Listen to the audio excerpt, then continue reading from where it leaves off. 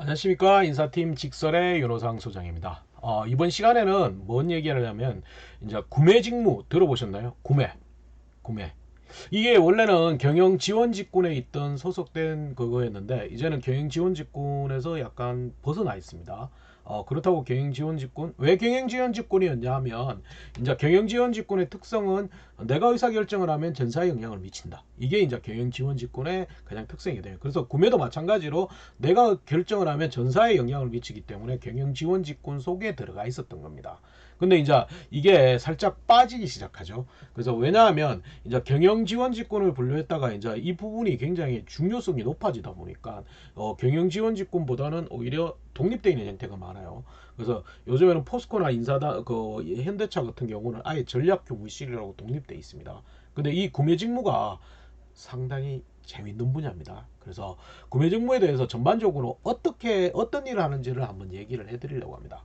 일단은 구매라는 부분은 크게 얘기한다면 구매라는 부분이 뭐냐, 이게 가장 좋아할 수 있는 부분이, 여러분들이 가장 좋아할 수 있는 이유는 뭐냐면 갑과 을이 뒤바뀌는 조직입니다. 이거는.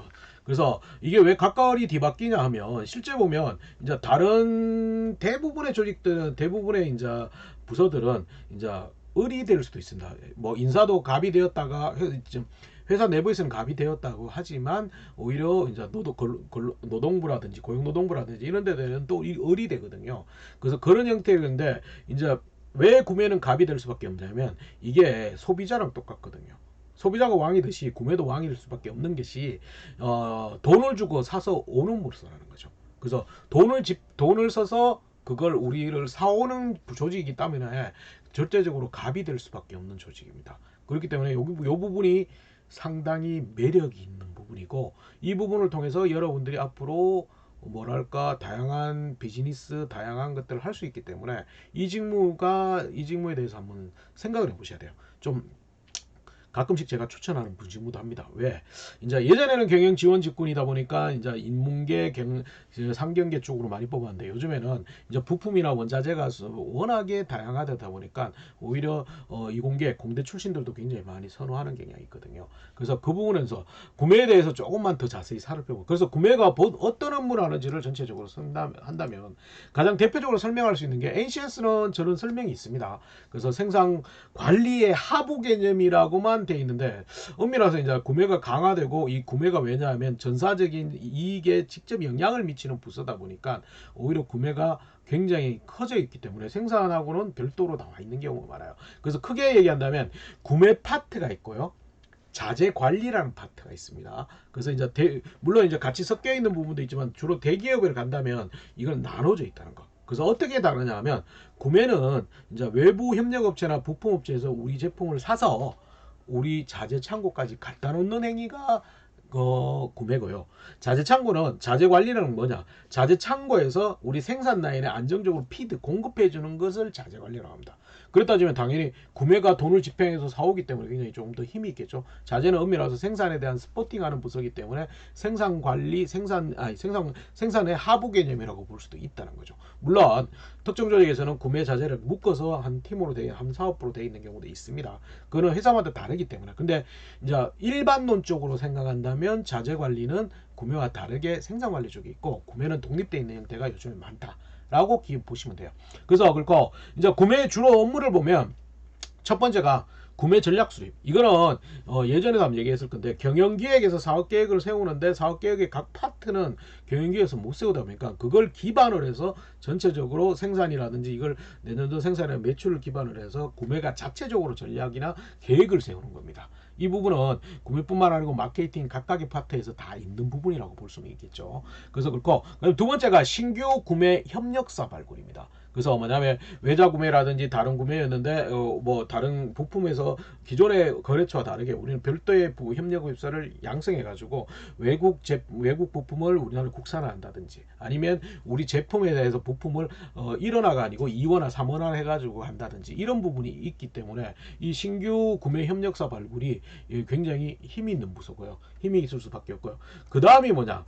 가장 중요한 부분일 수도 있습니다. 구매 협력사 육성이라고 되어 있는데, 보시면 화면 보시면 구매 협력사 육성이 있는데 평가 기준 설정 및 평가를 실행. 그 다음에 협력사 육성 계획, 그 다음에 협력사 맞춤 육성 실시라고 되어 있습니다. 이 부분을 좀 생각해 봐야 돼요. 이제 협력사, 그래서 일단 첫 번째 용어는 하청업체라고 요즘에 얘기 안 합니다. 이제 상생의 관계로 협력사라고 거의 대부분 얘기하는데, 협력업체, 뭐 1차 협력업체, 2차 협력업체 뭐 이런 식으로도 구분도 얘기합니다. 근데 구매 협력사 육성이라는 부분이 굉장히 무서운 부분이라는 거. 왜? 저 부분이 저기 있죠. 평가 기준 설치 및 평가를 시행한다. 그래서 구매업체나 거기에 대해서 평가를 시행하는 겁니다. 현대차는 뭐 품질 5스타, 기술 5스타 뭐 이런 형식으로 되어 있습니다. 그래서 그 평가를 실시하는데 그 평가의 결과에 따라서 문제는 단가 조정까지 가능합니다. 그래서 굉장히 뭐 잘 나가는, 이게 뭐 우리 현대차로 따지면 품질 5스타라고 있는데 그게 품질 별 5개가 1차 협력업체거든요. 그래서 기본적으로 뭐 어느 정도의 수준이 되고 우리 품질이 되는 업체들은 단가를 좀 좋게 주고 나머지는 좀 조정하고 이런 식이 된다는 거. 그래서 저 부분이 굉장히 크다 보니까 이게 좀 애매합니다.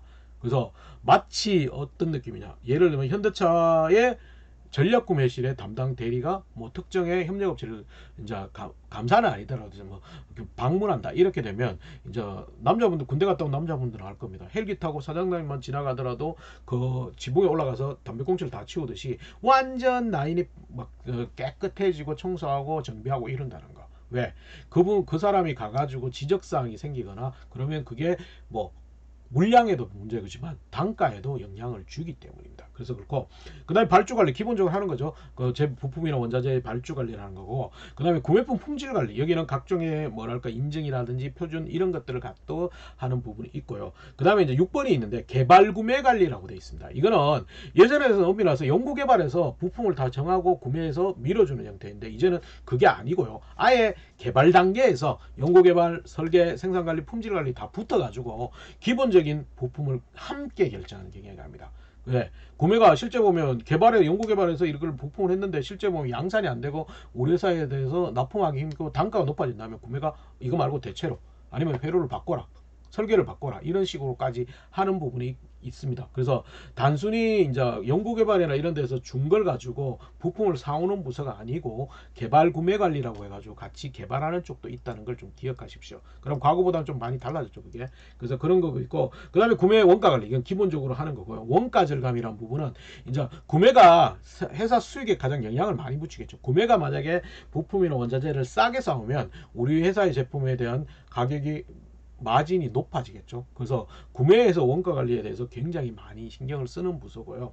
그 다음에 계약 관리는 기본 할 거고, 외자 구매까지 요즘에는 대부분 있기 때문에 이런 다양한 업무들을 가지고 있어요. 근데 과거의 구매 단순히 사는 활동이 아니고 이제는 평가를 하고 거기에 대한 단가 조정, 그 다음에 거기에 대한 물량, 그 다음에 개발 구매, 개발 부품까지, 개발 단계에서 부품까지 이제 같이 결정을 하는 상황이기 때문에 구매가 굉장히 중요성이 높아져 있고, 그리고 요즘에는 부품이나 원부자재들이 워낙에 다양하다 보니까 구매가 강력하게 오히려 회사의 이익에 대변할 수 있는 부서가 되기 때문에 구매 부분이 조금은 다른 부분보다는 재밌는 부분이고 힘이 있는 부분이고, 그리고 많은 숫자는 뽑지는 않지만 보다 전문적일 수 있다는 거 보시면 됩니다. 왜냐하면 실제 구매에서 내가 어떤 아이템을 가지고 있다가 그걸 가지고 독립을 하는 형태도 빈번하게 일어나고 있기 때문입니다. 그래서 오늘 이번에는 구매에 대해서 전반적으로 한번 살펴봤는데 이게 경영지원직군의 성격에서 벗어나서 전략구매실로 독립되어 있고,